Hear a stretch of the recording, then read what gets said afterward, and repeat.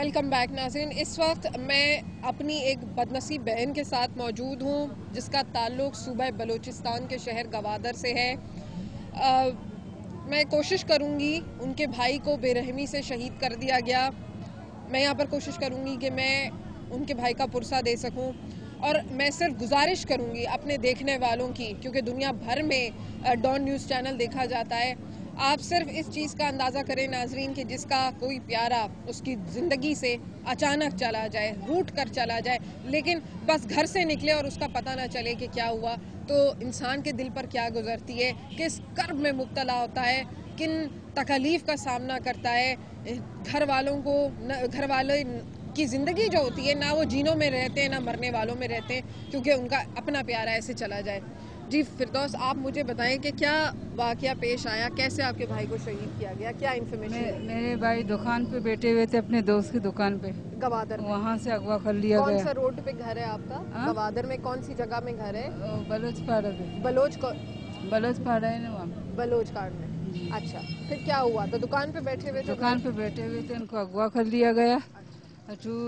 2010 پہ 11 دسمبر کو اغوا ہوئے تھے اور 8 فروری 2011 کو ان کو شہید کر دیا گیا. ان کے مست شدہ لاش ہمیں تربت سے ملی. مست شدہ لاش. جی. آپ لوگوں نے کیسے پہچانا, آپ لوگوں کو کیسے خبر ہوئی؟ وہ لاش کے ساتھ پرچی لگی ہوئی تھی. لاش کے ساتھ پرچی بھی لگی ہوئی تھی؟ کیا پرچی لگی ہوئی؟ نام لکھا ہوا تھا. بس نام لکھا ہوا تھا اس کے اوپر. آپ لوگوں کو کس پہ شک ہے؟ آپ لوگوں کو کس پہ شک ہے؟ ایجنسی والوں پہ. یہ ایجنسی خفیہ ادارہ والے لے کے گئے تھے ان کو. کیوں وہ ایسا کیوں کر رہے ہیں آپ کے خیال میں؟ آپ بلوچ ہو, آپ پیدا ہوئے ہو, اپنے بچپن گزارا ہے, کیوں کر رہے ہیں ایسا؟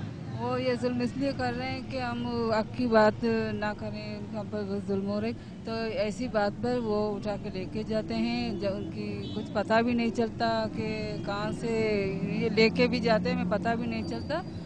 جو ہم چیف جسٹس سے کہا تو انہوں نے کہا کہ مشرف جائے گا تو جو مسنگ پرسن والے ہیں وہ بھی آ جائیں گے, لیکن ہمیں نہ کوئی مسنگ پرسن والے بھائی جو ہے ابھی لاپتہ ہوئے ہیں ان میں سے کوئی بھی نہیں ملا, اور جو اغوا ہوتے ہیں ان کی لاشیں ہمیں ملتی ہیں اور کچھ بھی نہیں, بس ان کی لاشیں ملتی ہیں.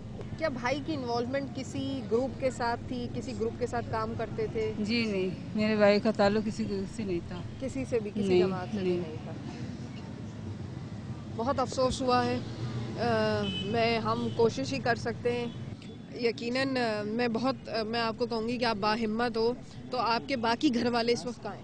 میرے باقی گھر والے وہیں پہ. آپ نے اتنی ہمت کی کہ آپ بتا رہی ہو کوئٹہ گئے, آپ اسلام آباد گئیں, آپ کراچی گئیں, اتنا بڑا شہر ہے, اتنا مجمع ہوتا ہے, اتنے لوگ ہوتے ہیں یہاں پہ, آپ اتنی بہادر کیسے ہو؟ کیوں, مطلب بھائی کی خاطر اتنا؟ ہاں بھائی, کہ آپ کو انصاف مل جائے. جی ہاں, میں کہتی ہوں میرے بھائی شہید جس طرح بے دردی سے بے رحمی سے ان کو شہید کر دیا گیا ہے, باقی ان بھائیوں کے ساتھ ایسا نہ ہو.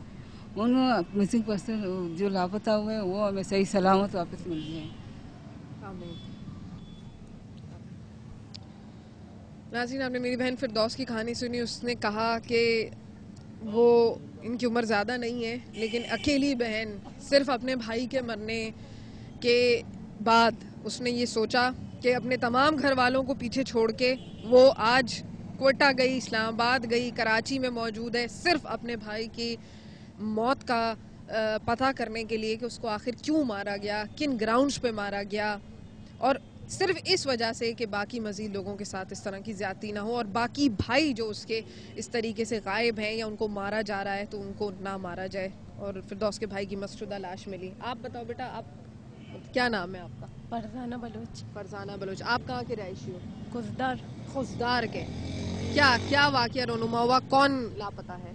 میرے بھائی ذاکر مجید کو 8 جون 2009 سے میرے بھائی لاپتہ ہے, جنہیں پاکستانی ایجنسی اٹھا کر لے گئے. دوستوں کے ساتھ جا رہے تھے, انہیں بھی لے کر گئے, لیکن بیچ راستے میں ان دونوں کو چھوڑ دیا, میرے بھائی کو لے کر گئے. ہمارے پاس گواہ بھی ہے.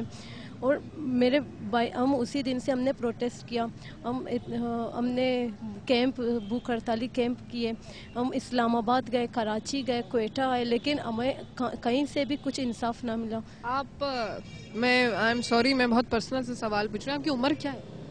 جی 16-17 ایئرس. تو بیٹا آپ تو بہت چھوٹی ہو, آپ اکیلی امی ابا کوئی اور ساتھ ہے آپ؟ میری امی کی طبیعت بہت زیادہ ناساز ہے. وہ بس میرے بڑے بھائی ذاکر مجید کی وجہ سے وہ ایک دن زندہ ہوتے ہوئے اور ایک دن مرتے ہوئے زندگی گزار رہی ہے کہ کس طرح پتہ نہیں میرا بیٹا صحیح سلامت گھر آئے گا کہ نہیں.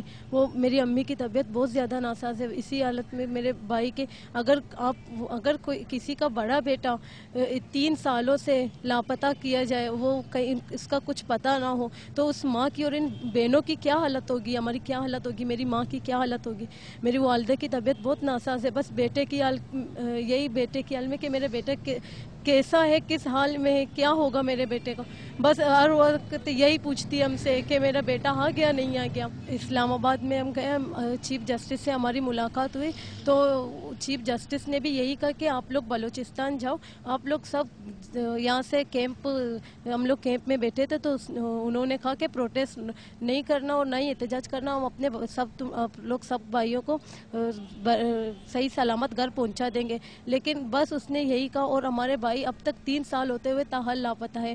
اور اگر میرے بھائی گنہگار ہے, اگر اس نے کچھ گناہ کیا ہے, تو اس کو سب کے سامنے عدالت میں پیش کیا جائے اور سب کے سامنے اسے سزا دی جائے, نہ کہ اسے اس طرح ٹورچر سیل میں رکھا جائے. بس ہمیں یہی خطرہ ہے کہ میرے بھائی کو اس طرح مسخ کر کے اس کی لاش نہ پھینکی جائے, ہمیں انصاف مل سکے. اس کی ننھی سی عمر ہے, 16 سال میں وہ اکیلی جان صرف اپنے بھائی کا پتہ کرنے کے لیے نکل کر آئی ہے. اور کراچی جیسا شہر جہاں دنیا کے لوگ موجود ہیں, ایک اکیلی بہن صرف اپنے بھائی کو تلاش کرنے کے لیے کہ کاش اس کا بھائی مل جائے, کیونکہ وہ اس کا یہ کہنا ہے کہ اس کی ماں اس حد تک بیمار ہو چکی ہے کہ وہ بس ہر وقت اپنے بیٹے کا پوچھتی رہتی ہے. ناظرین, ہم نے پاکستان آج کس بنیاد پر حاصل کیا تھا؟ کیا اس طرح کے دھرنے کرنے کے لیے حاصل کیا تھا کہ ہم اپنے پیاروں کو ڈھونڈتے رہیں؟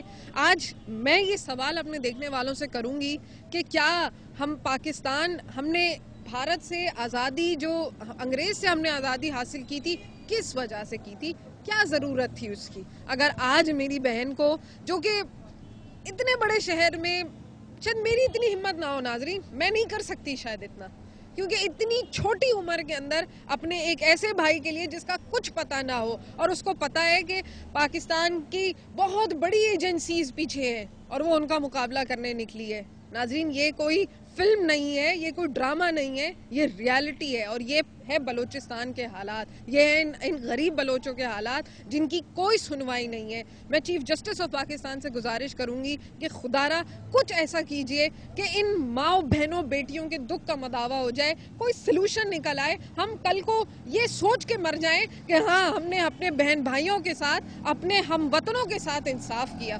ناظرین, مزید لوگوں سے گفتگو کریں گے, میرے ساتھ رہیے.